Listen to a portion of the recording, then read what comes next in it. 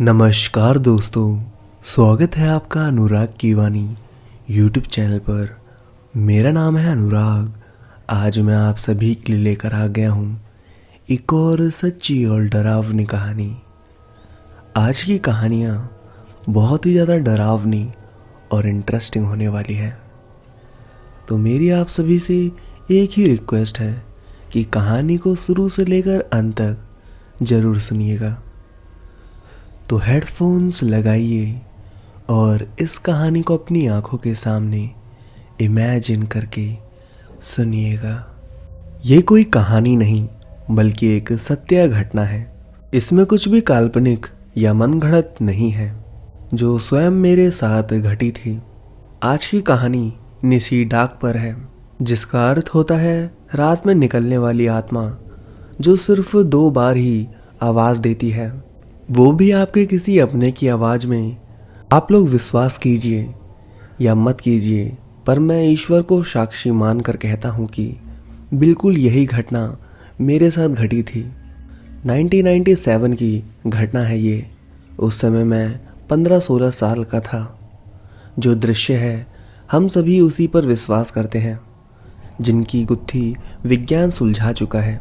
जो हमारी बुद्धि और तर्क शक्ति के दायरे में है, हमारे लिए वही सत्य है। परंतु सत्य और असत्य की कसौटी से परे भी ऐसा कुछ है जो हमको अपना आभास कराता है। मैंने कई किताबों में पढ़ा है कि भूतों में आत्मा, पिशाच, राक्षस, चुड़ैल, भ्रम राक्षस, बुरी आत्मा जैसे प्रकार के होते हैं, लेकिन उनमें भी एक सबसे अजीब प्रकार है चकवा या निशी डाक, जो बहुत से लोगों को नहीं पता होगा। गांव के पुराने लोगों को इस चकवा के बारे में अच्छी तरह जानकारी है। चकवा एक ग्रामीण शब्द है जिसका अर्थ है चकमा देकर मारने वाला। आखिर ये चकवा या निशी डाक है क्या चीज? दरअसल ऐसी मान्यता है कि निशी डाक वो आत्मा है जो सिर्फ रात में ही बाहर आती है और जंगली इलाकों में पाई जाती है। इनकी खासियत ये है कि ये किसी भी इंसान का रूप ले सकती हैं।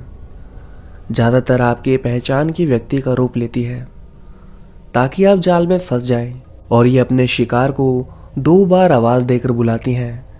चकवा या निशी डाक कभी तीसरी आवाज़ नहीं दे सकती, ये उनकी खासियत है। और ये अपनी आँख बार बार बंद चालू करती रहती है और जाल में फंसे इंसान को धोखे से अपने पास बुलाकर मार डालती है। एक बार मैं अपने मौसी के यहाँ उनके लड़के प्रमोद भैया के साथ उनके गांव गया था।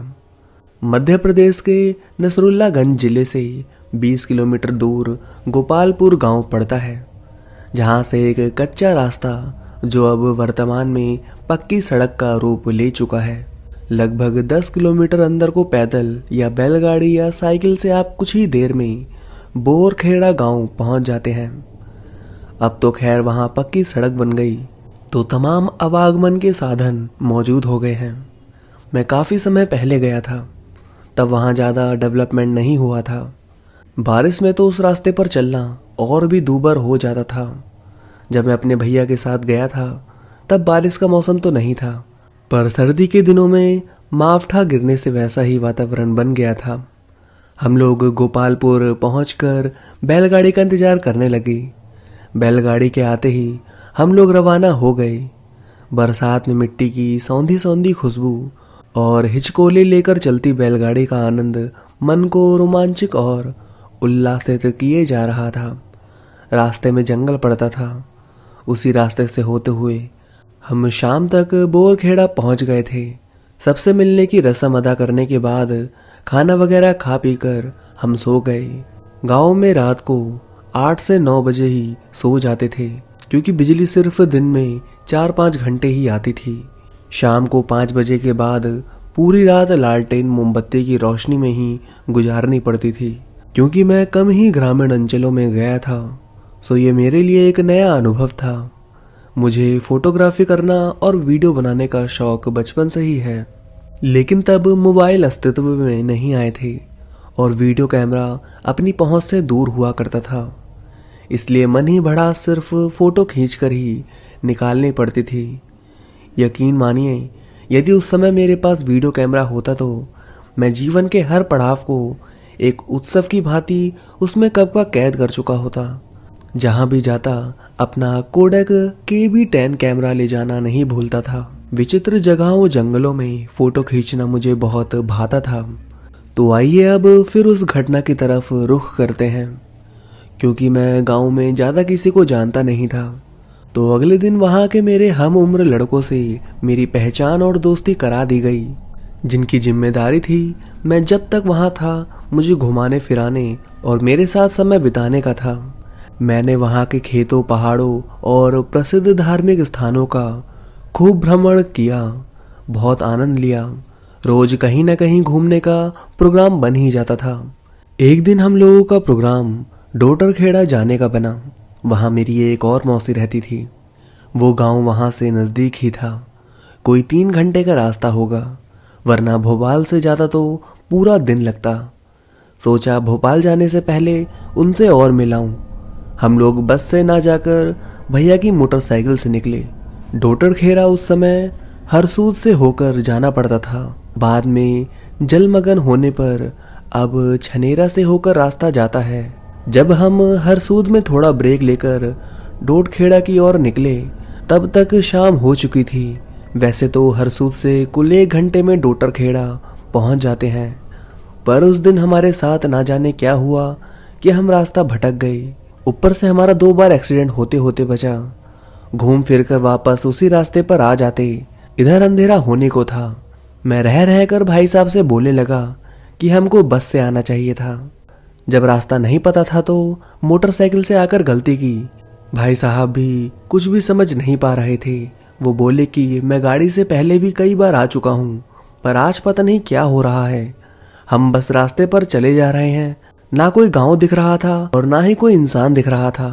बस दिख रहा था वो रास्ता।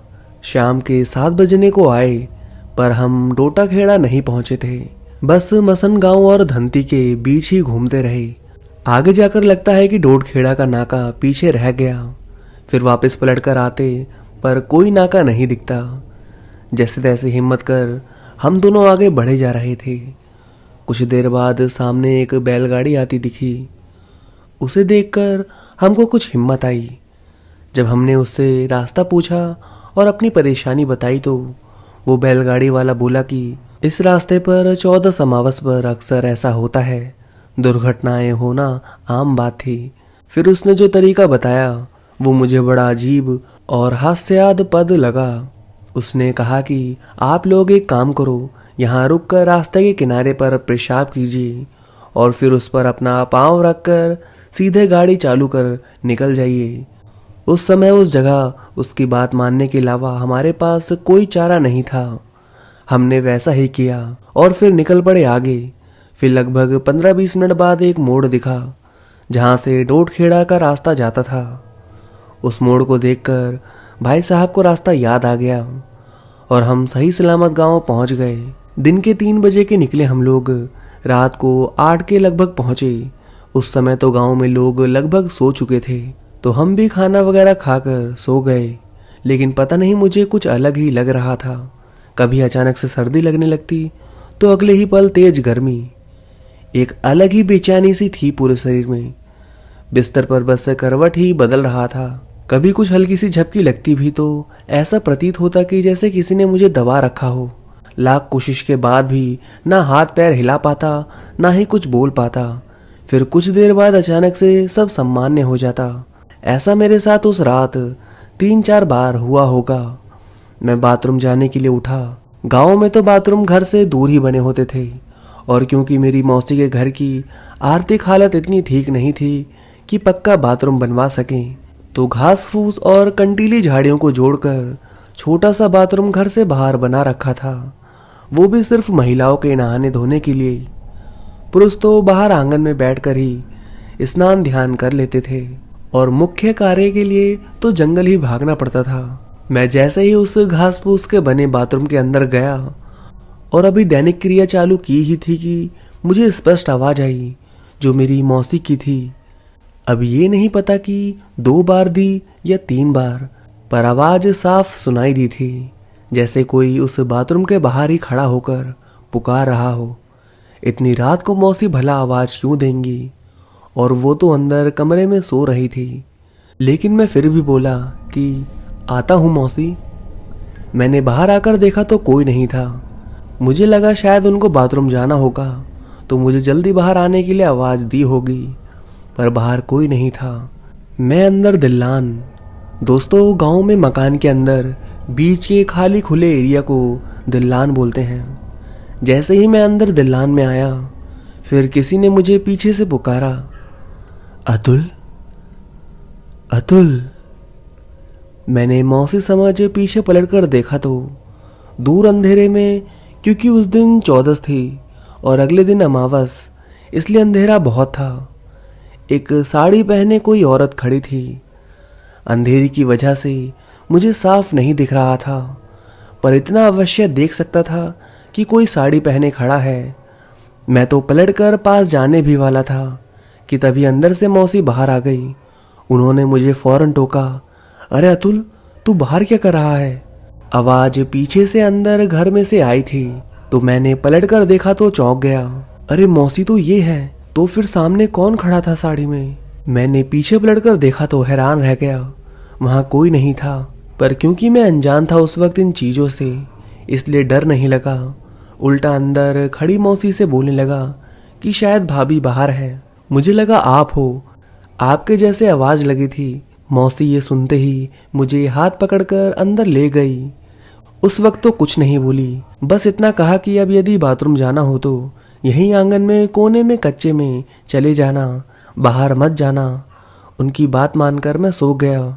सुबह जब सब लोग उठे और हम आगे दिल्लान में बैठकर चाय पी रहे थे, तब हमने वो शाम वाला वाकया सबको बताया। यह सुनकर सभी चकित हुए, पर उन्होंने इसे सामान्य घटना बताई। लेकिन कुछ लोगों ने बताया कि आपको चकवा लग गया था, जिसमें इंसान भ्रमित होकर भटक जाता है। आप 2 लोग थे, तो इतने समय भटक कर भी सुरक्षित रहे। यदि अकेले होते तो कोई ना कोई दिख भी सकता था। यहाँ अक्सर ऐसी घटनाएं होती रहती हैं, खासकर 14 और अमावस को। यही बात उस बैलगाड़ी वाले ने भी बोली थी। कुछ लोग तो यहाँ तक बोले कि वो तो आपके माता पिता के कर्म अच्छे कह लीजिए, या किस्मत, जो वो बैलगाड़ी वाला मिल गया और आपको रास्ता बता दिया, वरना कोई घटना भी घट सकती थी। उनकी बात सुनकर वहां बैठे बुजुर्गों ने उन भैया लोगों को डांट दिया, क्यों फालतू में डर फैला रहे हो, ऐसा कुछ नहीं होता। उनके इतना कहने पर ही वहां बैठे लोगों में आपस में बहस होने लगी। एक पक्ष इसे सत्य और दूसरा फसाना बताने में लगे थे। बाद में जब मैंने रात की बाथरूम जाते वक्त की बात बताई और मेरा नाम लेकर आवाज देने की बात कही, तो आधे लोगों ने इसे भी वहम बताया, जबकि मुझे स्पष्ट आवाज आई थी।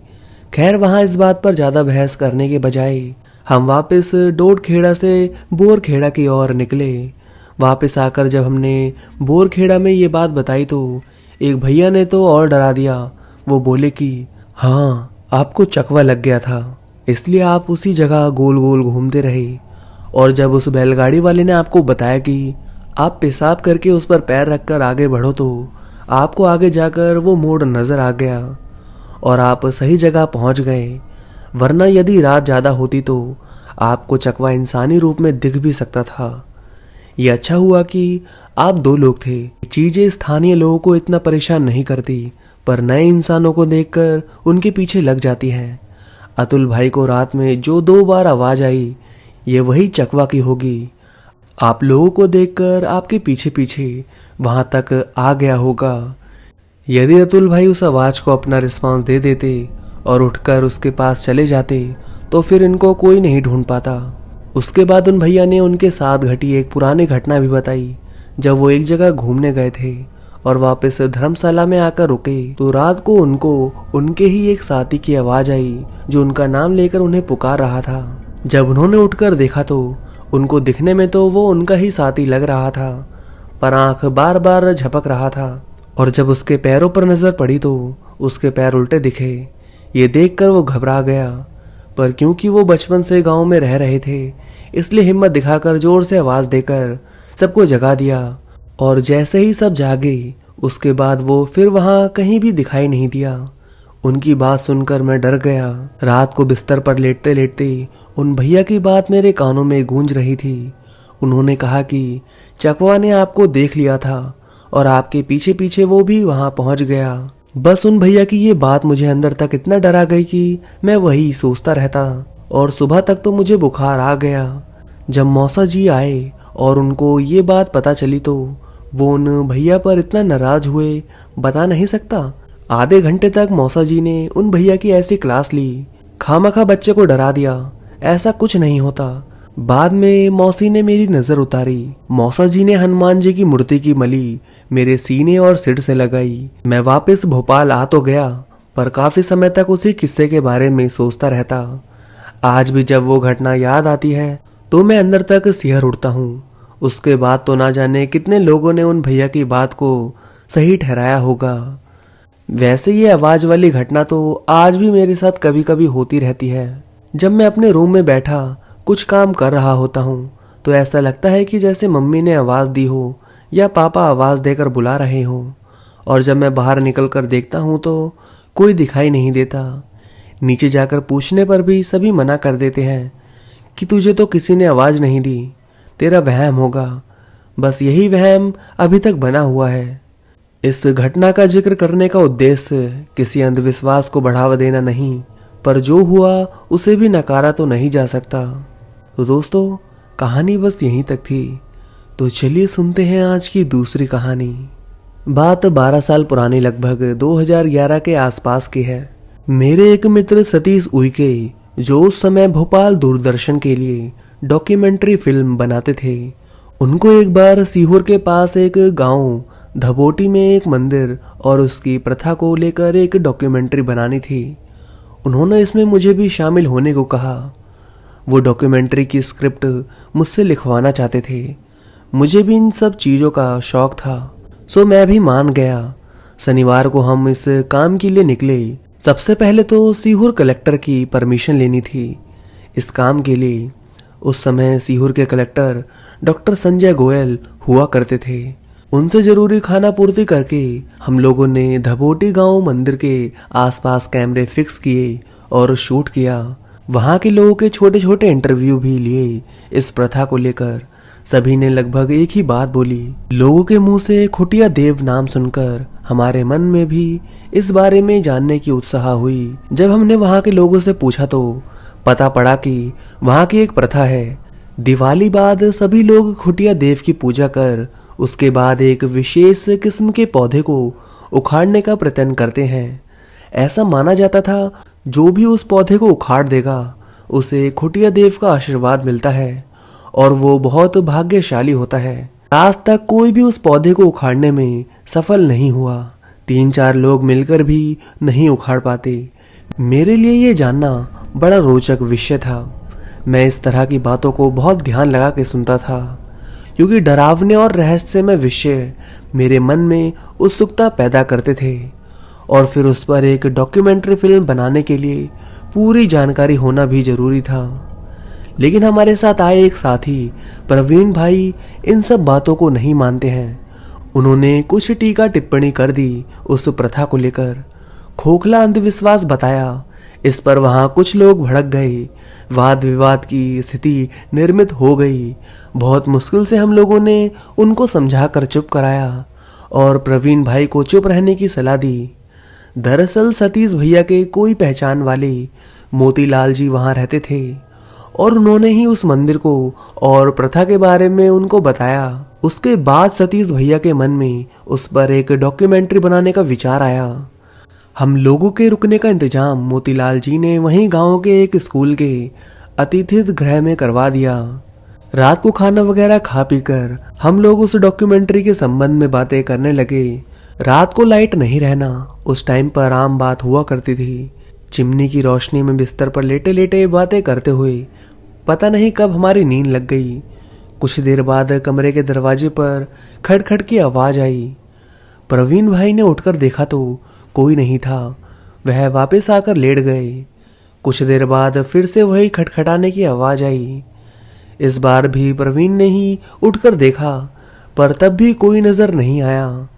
बाहर अंधेरा बहुत था। उस वक्त टच स्क्रीन मोबाइल इतना प्रचलन में नहीं थे, नोकिया के मोबाइल की टॉर्च जलाकर उन्होंने बाहर इधर उधर देखा।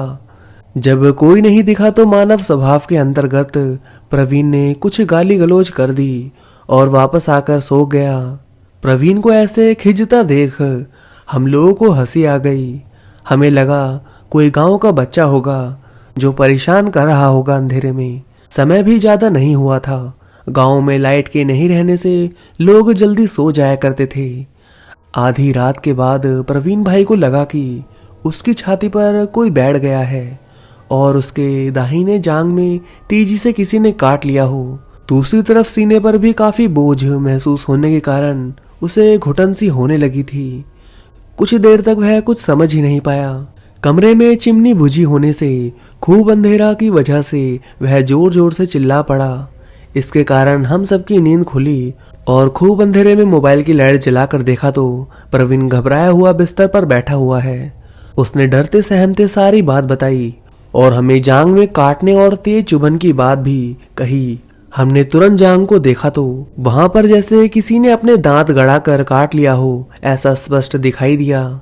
सतीश भैया और हम सब घबराए हुए वहीं आसपास फर्श पर कहीं कोई जहरीले कीड़े को तलाश रहे थे जो शायद काटकर कहीं छुपा हो, पर हमारी तलाश बेकार रही। दवाई वगैरह तो थी नहीं। सतीश भैया ने खोपरे के तेल का पाउच फाड़ा और वो लगा दिया उस पर। इसके बाद सभी वापस सो गए। कुछ देर बाद प्रवीण फिर जोर से चिल्लाया। हम लोग फिर घबरा के उठ गए। उसने फिर वही बात कही कि उसे ऐसा लगा कोई उसकी छाती पर बैठा हुआ था। वो काफी डर गया। जैसे तैसे हम लोगों ने रात गुजारी। अगली सुबह जब प्रवीण को देखा तो उसकी तबीयत खराब हो चुकी थी। उसे बहुत तेज बुखार था। ये बात हम लोगों ने वहां मोतीलाल जी को और स्थानीय लोगों को बताई, पर कोई कुछ जवाब नहीं दे पाया।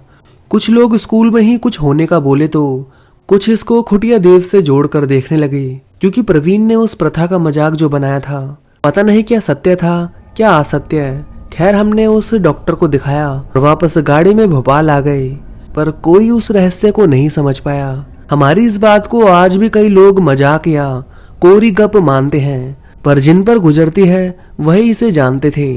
कोई माने या ना माने, पर अनुभव तो हमने किया था। भले हम पर कुछ नहीं हुआ, पर हमारे साथी प्रवीण पर तो हमने साक्षात देखा था। और फिर जो लोग इस तरह की बातों रहस्यों की खोज में लगे रहते हैं, मेरी तरह उन्हें अनुभव होते ही हैं। जैसे अपने पैरानॉर्मल एक्टिविटीज पर गौरव तिवारी को इस तरह के स्थानों पर जाने और मृत आत्माओं से बात करने वाले वीडियो अवश्य देखे होंगे। न्यूज चैनल पर उनके कई वीडियो भी आए हैं। बाद में वही गौरव तिवारी रहस्यमय ढंग से अपने बाथरूम में मृत पाए गए थे।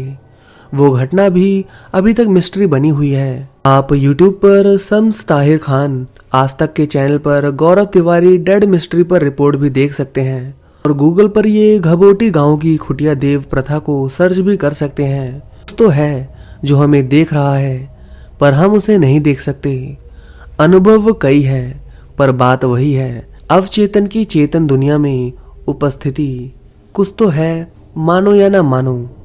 तो दोस्तों, कहानी बस यहीं तक थी। अगर आपको कहानी अच्छी लगी हो तो इस वीडियो को लाइक करो और कमेंट करके बताओ आपको कहानी कैसी लगी। और हाँ, चैनल को सब्सक्राइब कर लो ताकि भविष्य में आने वाली मेरी एक भी कहानी को आप मिस ना कर सकें, क्योंकि अब से हर रात 10 बजे आपको कहानी सुनने को मिलेगी। तो उम्मीद करता हूँ आपने चैनल को सब्सक्राइब कर दिया होगा और इस वीडियो को भी लाइक कर दिया होगा। तो चलिए दोस्तों, अब मैं आप सभी से मिलता हूँ नेक्स्ट वीडियो में। तब तक के लिए धन्यवाद दोस्तों। आज की कहानी हमें दिल्ली से प्रवीण जी ने भेजी है।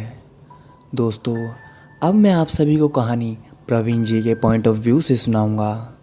तो दोस्तों, हेडफोन्स लगाइए और इस कहानी को अपनी आंखों के सामने इमेजिन करके सुनिएगा। दोस्तों, मेरा नाम प्रवीण है।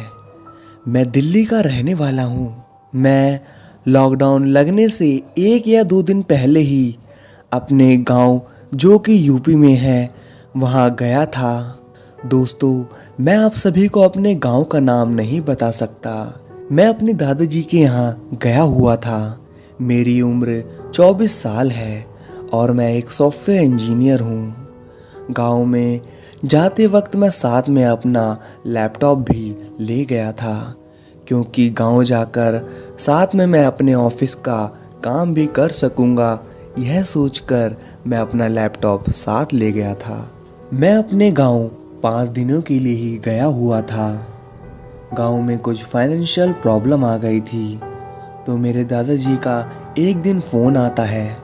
वह मुझे सारी बातें बताते हैं और गांव आने के लिए बोलते हैं।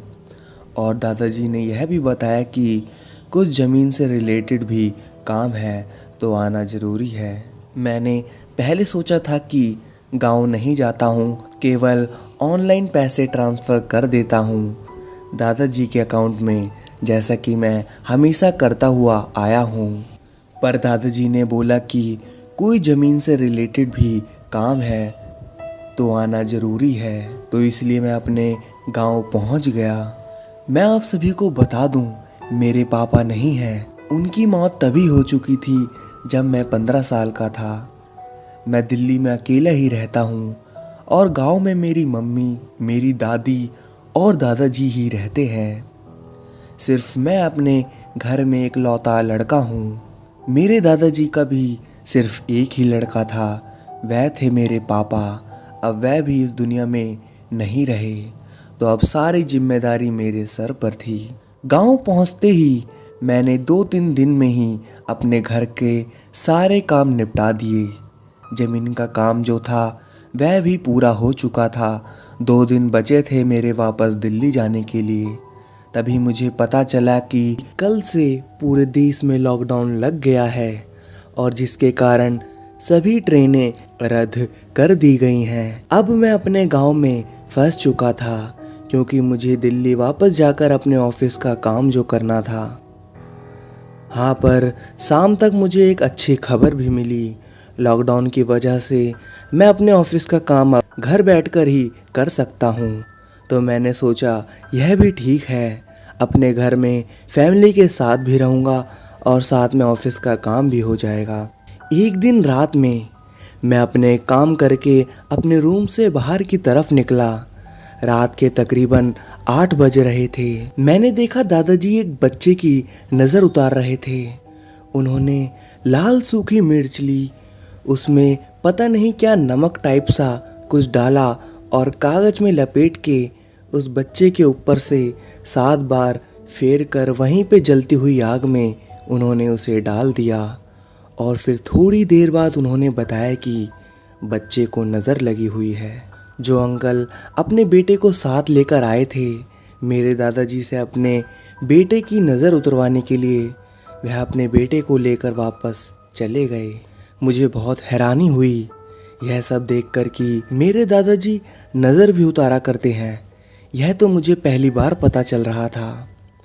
मैं इन सब के बारे में अगले दिन दादाजी से पूछना चाहता था और मैंने उनसे पूछा भी, पर उन्होंने मुझे इस बारे में बताने से साफ साफ मना कर दिया। उसी रात मैं यह देखता हूँ कि मेरे दादाजी एक अंधेरे से कमरे में बैठे हुए हैं और उनके हाथ में एक हांडी थी।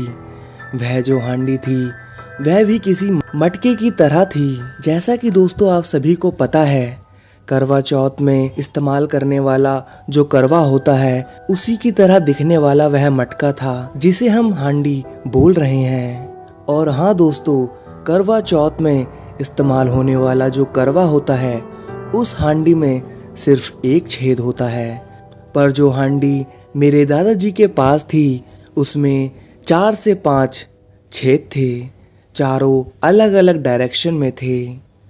मैं उनके रूम में नहीं गया, मैं बाहर से ही उन्हें देख रहा था कि वह क्या कर रहे हैं। मैंने देखा वह उस मटके में यानी कि उस हांडी में कुछ ना जाने कैसा सामान डाल रहे थे। फिर उसके बाद उन्होंने उस हांडी को एक काले कपड़े से ढककर बांध दिया।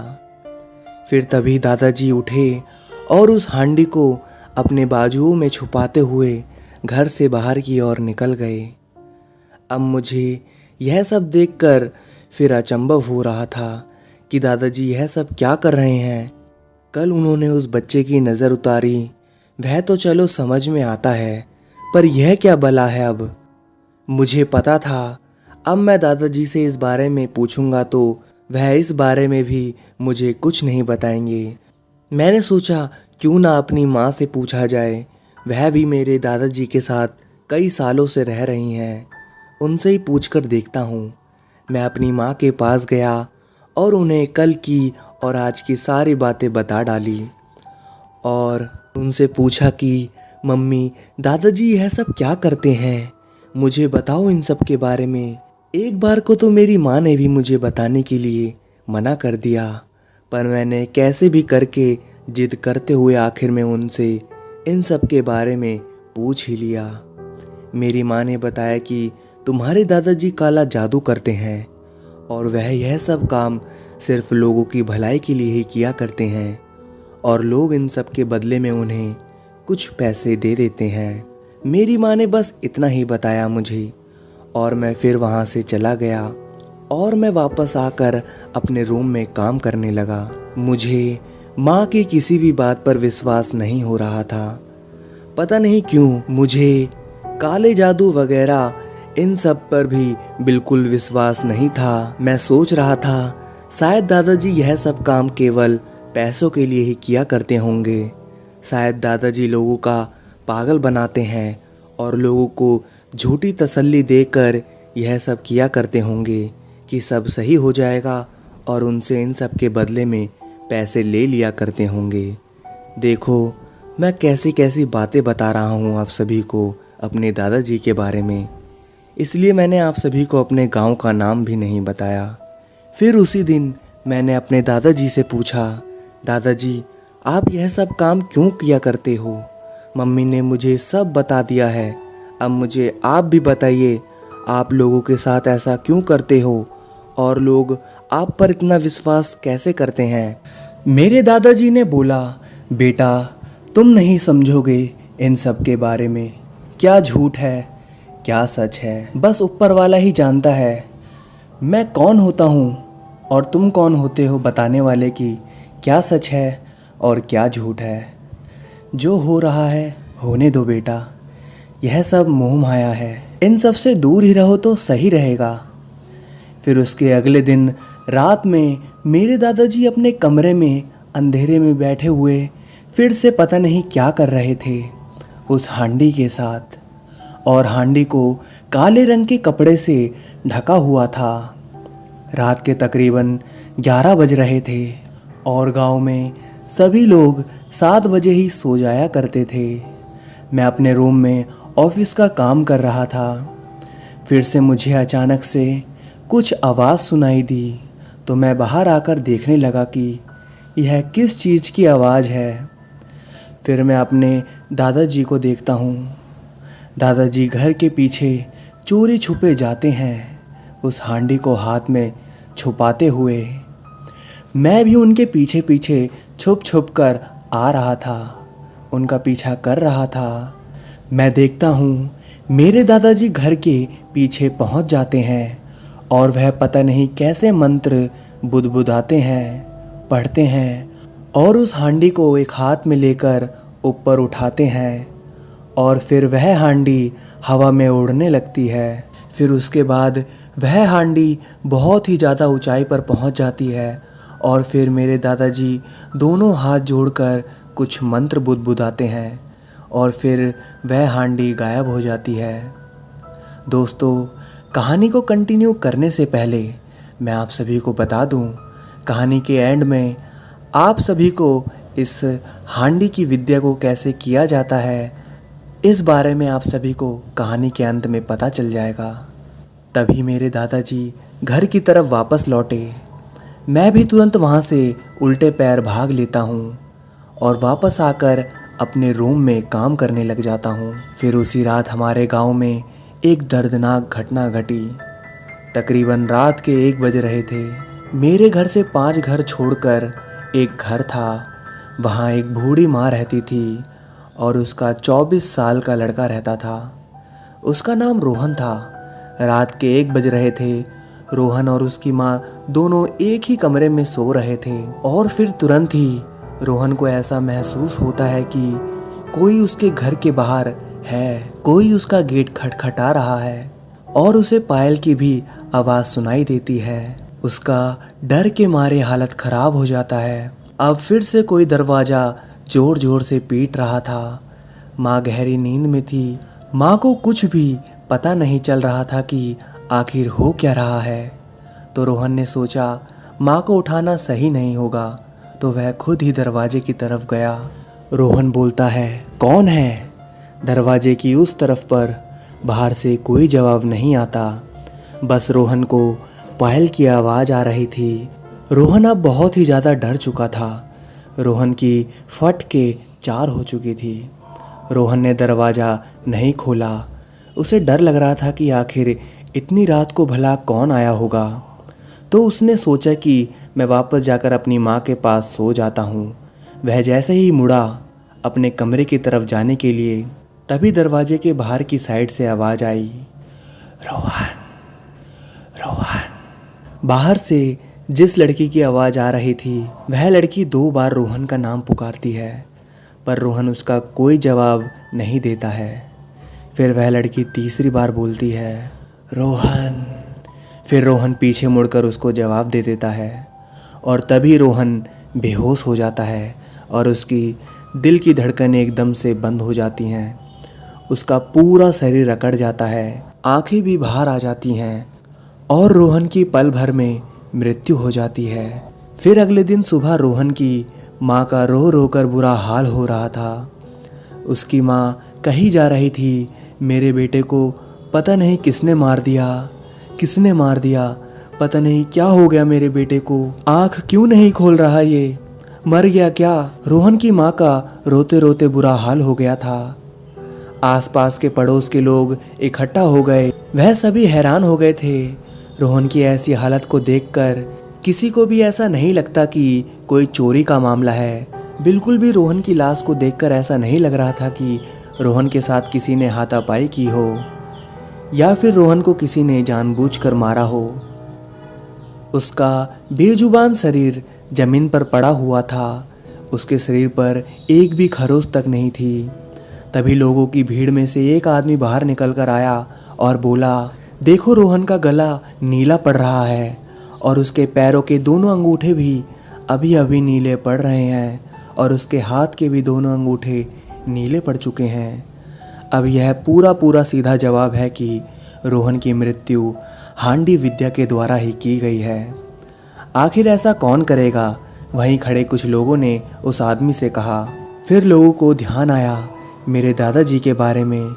गांव वालों को भी पता था मेरे दादाजी हांडी वाली विद्या किया करते हैं और पूरा गांव मेरे दादाजी से डरता भी था।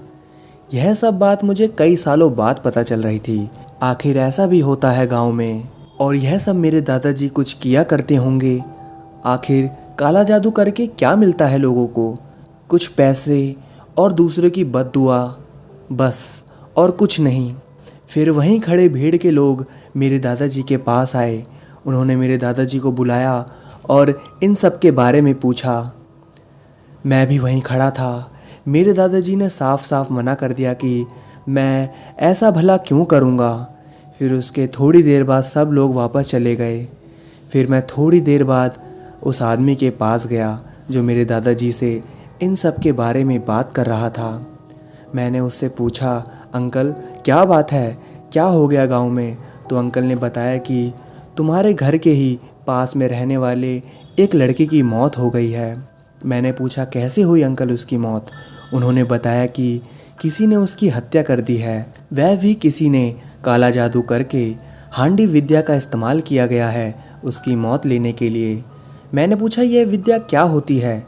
उन्होंने बताया कि अगर हमें किसी को भी मारना होता है या किसी से दुश्मनी निकालनी होती है तो हम उस इंसान को हांडी विद्या के द्वारा मार सकते हैं। तो मैंने उनसे कहा, अंकल इन सब पर आप विश्वास करते हो? तो उन्होंने कहा, हाँ बेटा, विश्वास करना ही पड़ेगा, क्योंकि ऐसी हरकतें और ऐसी ही काली विद्या आजकल गांव में बहुत होती रहती हैं। फिर वापस मैं अपने घर आ गया और मैं अपने लैपटॉप पर काम करने लग गया। मैं सोच में पड़ गया था कि कल रात ही तो दादाजी हांडी वाली विद्या कर रहे थे। मैं पूरी यकीन से नहीं कह सकता कि मेरे दादाजी वह काली विद्या ही कर रहे थे रोहन को मारने के लिए, पर मुझे शक हो रहा था क्योंकि कल रात ही मेरे दादाजी घर के पीछे जाकर उस हांडी के साथ कुछ न कुछ तो कर रहे थे और देखने से ही लग रहा था दादाजी कुछ तो बुरा कर रहे हैं। मैं फ़ौरन अपने दादाजी के कमरे में गया, उनसे पूछा यह कि जो वो आदमी आया था और उस लड़के की मौत के बारे में जो बता रहा था उस बारे में आपका क्या कहना है। दादाजी बोले, तुम इन चक्करों में मत पड़ो बेटा, तुम अपना काम करो। ऊपर से यह लॉकडाउन लग गया और तुम अपना काम भी नहीं कर पा रहे और दिल्ली भी वापस नहीं जा पा रहे हो। मैंने दादाजी से बोला, यह हांडी विद्या क्या होती है? किसने बताया तुम्हें इस बारे में? मैंने बोला, मैंने उन अंकल से पूछा था जो आपके पास उस लड़के की मौत के बारे में बताने के लिए आए थे। मेरे दादाजी ने बोला, इन सब के बारे में मत पूछो बेटा, यह बहुत ही ज़्यादा खतरनाक चीज़ है, इससे किसी की भी मौत जा सकती है। मैं तुरंत अपने दादाजी से पूछा, कल रात आप उस हांडी के साथ क्या कर रहे थे और अपने घर के पीछे जाकर उस हांडी को हवा में कैसे उड़ा दिया? कहीं आपने ही तो रोहन को मार तो नहीं दिया? कैसी बात कर रहे हो बेटा, मैं ऐसा क्यों करूँगा भला? तुम जाओ बेटा, अपना काम करो, इन सब के चक्कर में मत पड़ो। मैं समझ चुका था दादाजी की आंखों में गुस्सा और थोड़ा डर मैं आसानी से देख सकता था और वह साफ साफ दिखाई भी दे रहा था। फिर मेरे पास बस एक ही रास्ता था, मेरी मम्मी। फिर बाद में मैं इन सब के बारे में अपनी माँ से पूछा। मैंने बहुत ज़ोर ज़बरदस्ती करके अपनी माँ से सब कुछ उगलवा ही लिया। माँ ने बताया कि हाँ, यह सब तेरे दादाजी ने ही किया है, उस लड़के की मौत तेरे दादाजी ने ही ली है। मैं बिल्कुल हैरान रह गया कि आखिर ऐसा कैसे कोई किसी की भी मौत ले सकता है। मेरी माँ ने उस हांडी विद्या के बारे में कुछ भी नहीं बताया कि हांडी विद्या कैसे की जाती है और कैसे लोगों को मारा जाता है और कैसे लोगों को परेशान किया जाता है। मैंने पूछा, मम्मी दादाजी ने ऐसा क्यों किया? मम्मी बोली, जिस लड़के को तुम्हारे दादाजी ने मारा है उसकी ज़मीन तुम्हारे दादाजी को हड़पनी है। पहले तुम्हारे दादाजी ने उसी लड़के के बाप को भी इसी तरह से मारा था और अब उसी तरह से इस लड़के की भी जान ले ली है। मैं अपनी माँ से पूछा, क्या लोग यहाँ पर एक छोटे से ज़मीन के टुकड़े के लिए आपस में एक दूसरे की जान तक ले लेते हैं? मेरी माँ ने कहा, बेटा तुम इन सब चीज़ों को अभी नहीं समझ सकते। दोस्तों, मुझे प्रवीण जी ने हांडी विद्या के बारे में कुछ भी नहीं बताया। बेशक उन्हें पता होगा, पर अब मैं आप सभी को हांडी विद्या के बारे में बताऊंगा। तकरीबन 7 महीने पहले मैंने अपने चैनल पर एक वीडियो अपलोड करी थी, काले जादू की सच्ची डरावनी कहानियाँ। उसका लिंक मैंने डिस्क्रिप्शन में दे दिया है। और हाँ दोस्तों, अब मैं आपको उस वीडियो का एक छोटा सा क्लिप सुनाऊंगा। इस विद्या का प्रयोग करना बहुत ही ज़्यादा खतरनाक है, क्योंकि यदि कुछ भी गलती हुई तो आपकी जान भी जा सकती है। इस विद्या का प्रयोग करने से पहले 4 प्रेतों को सिद्ध करना पड़ता है, या कह सकते हैं गुलाम बनाना पड़ता है। उस हांडी के अंदर 7 प्रकार की दाल, सिंदूर, खून व एक जलता हुआ दिया रखा जाता है। उसके बाद जिस आदमी को मारना होता है या फिर उसे बर्बाद करना होता है, उसकी कोई चीज़ जैसे बाल, नाखून, कंघा और अगर कुछ ना हो तो उसका नाम और पता एक पर्ची में लिखकर उस हांडी में रखा जाता है। फिर उन प्रेतों को आदेश दिया जाता है कि वो उस हांडी में बैठ जाएं और उस आदमी को मार डालें या फिर बर्बाद कर दें। फिर मंत्र के द्वारा उसे आकाश में उड़ा दिया जाता है, लेकिन मैं आपको वो मंत्र नहीं बता सकता। तो दोस्तों, अगर आप सभी को इसकी पूरी वीडियो देखनी है तो लिंक मैंने डिस्क्रिप्शन में दे दिया है, वहाँ पर जाकर आप उस पर क्लिक करके इसकी पूरी वीडियो देख सकते हैं। और हाँ दोस्तों, आपको कहानी कैसी लगी कमेंट करके ज़रूर बताइएगा। अगर अभी तक आपने मेरे चैनल को सब्सक्राइब नहीं किया है तो चैनल को सब्सक्राइब कर लीजिए और इस वीडियो को भी लाइक कर दीजिएगा दोस्तों। धन्यवाद।